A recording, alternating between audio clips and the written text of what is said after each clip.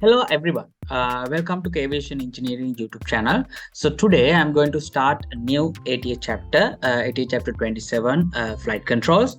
So because I want to start this chapter maybe after few chapters, but so many students they're asking they want to learn about ATA chapter 27. Okay, so I'm going to start this one. Today I'm going to start general system presentation. All right, so if you are new to my YouTube channel, I'm Kwiation Singh. I'm a professional aircraft maintenance technician. So, and also in this YouTube channel, you can learn about Airbus 80 chapter wise lessons and also aircraft investigation videos.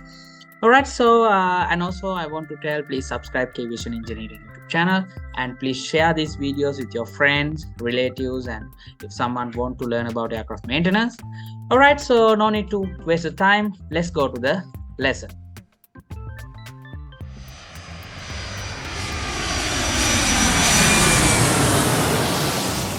All right. Okay, so this is the lesson 80 chapter 27, flight controls, general, lesson number 1, system presentation. All right.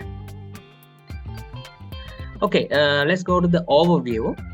The lesson you will study outlines the goal of the flight control system and describes its essential components and operations, including its safety features. All right. Okay, now this is the lesson content. You can learn about introduction and the pitch, roll, and yaw and speed brakes, ground spoilers, high lift, Aileron Droop, computers, safety precautions, maintenance practices. All right.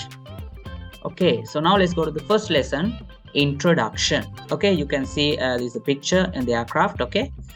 All right.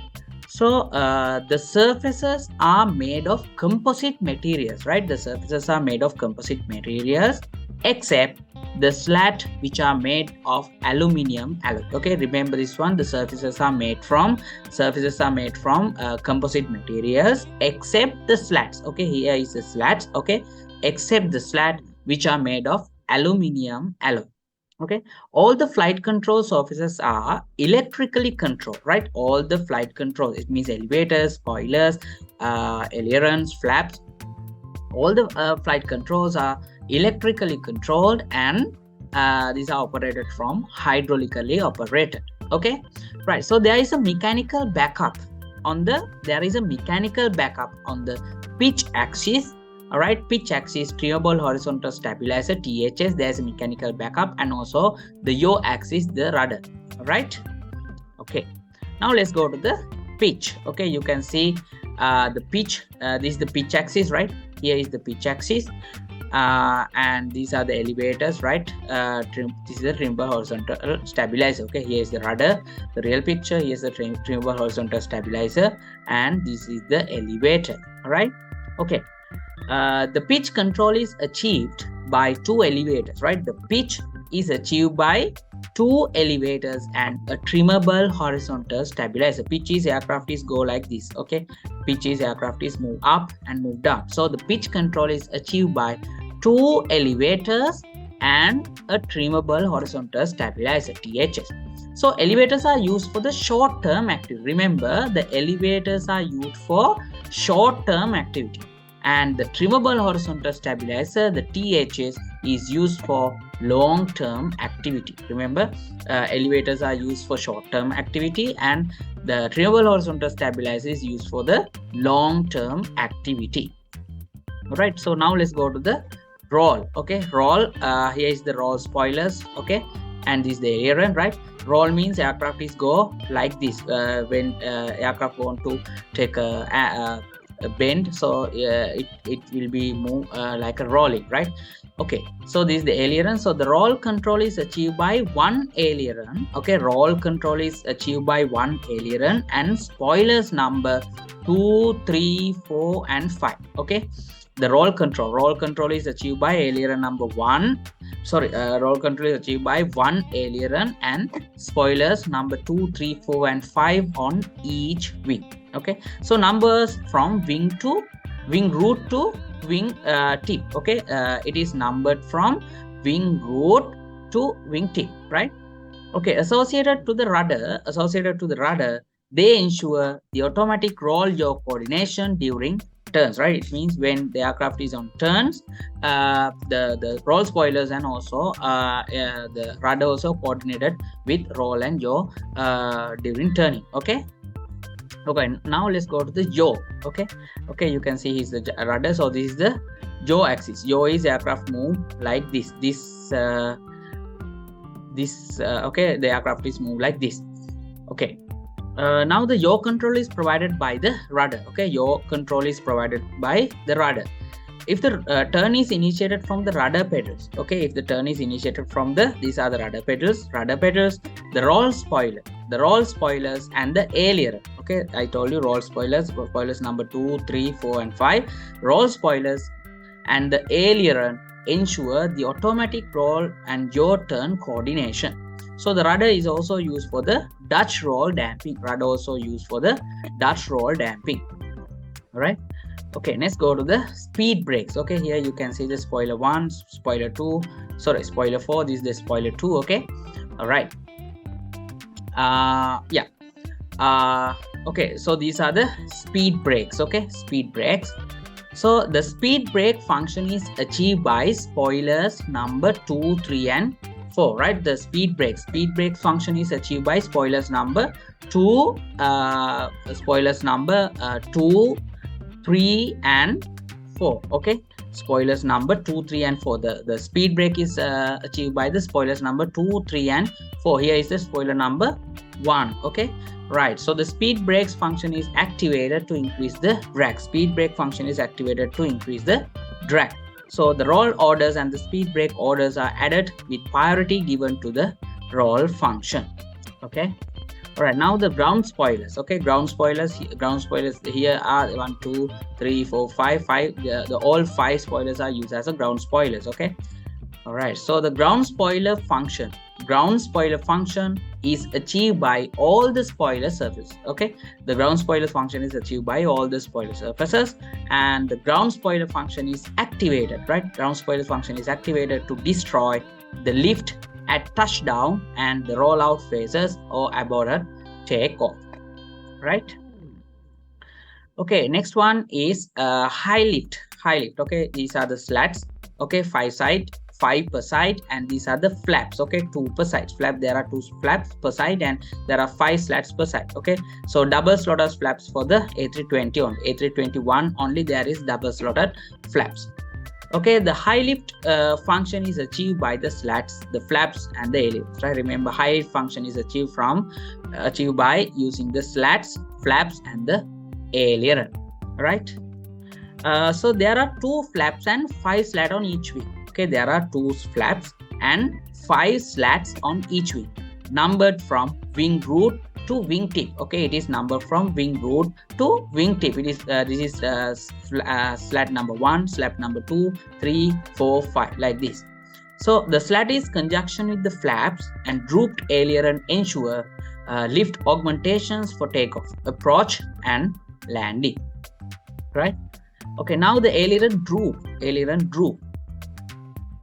So the ailerons are deflected downwards. Okay, ailerons are deflected downwards when the flaps are extended to follow the contour of the wing. All right, so that is called the aileron droop. Okay, the ailerons are deflected downwards. Okay, ailerons are deflected downwards when the flaps are extended to follow the contour of the wing. So the aileron's droop function increases the lift. Okay, aileron droop function increases the lift on the part of the wing which is not equipped with flap.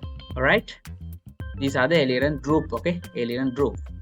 Right, now the computers. Okay, you can see the computers rear avenue compartment over there, right? This is the computer avionics bay. So computer arrangement permanently control and monitors the flying control surface. Okay, so it also records and store the faults. Okay, so this computer arrangement includes elevator ailerons computer ELAC and spoil elevator computer SEX, able to control the aircraft in the roll and pitch axis. So 2 elevator ailerons computers in the aircraft. There are 2 elevator ailerons computers, means 2 ELACs and 3 spoiler elevator computers, 3 secs, right? So the 2 flight augmentations computers control your axis. So I explain you about the fact which is used in the auto flight system, right? So the 2 slats and flap control computers, are used to control the slat and flap, and 2 flight control data concentrators, FCDCS, permits the indicating the maintenance functions to be achieved, right? Okay, so in autopilot mode, flight management guidance computer sends orders to the electronic flight control system. Okay, in the autopilot mode, flight management guidance computer send order to the electronic flight control systems. Okay, this is the autopilot mode. Flight management guidance computer will send to the ELAC, FAC, and SEC. Okay, right. So now, this is the computer arrangement in the manual mode. Okay, then now this is the computer arrangement in the manual mode. Okay, you can see from the orange color, this is the manual mode. So be aware that in case of failure of both ELACs and SECs, directly receive signal from the side stick. Okay, right, remember this one, right? So in autopilot mode, flight management guidance sends orders to the electronic flight control system. So in manual mode, in case of failure of ELAC or one SEC, okay, is able to control the aircraft on the roll and pitch axis, okay, by using the cables, right? So the rear avionics compartment, you can see this is the elevator ailerons computer 1. Now, the 2 flight control data concentrators,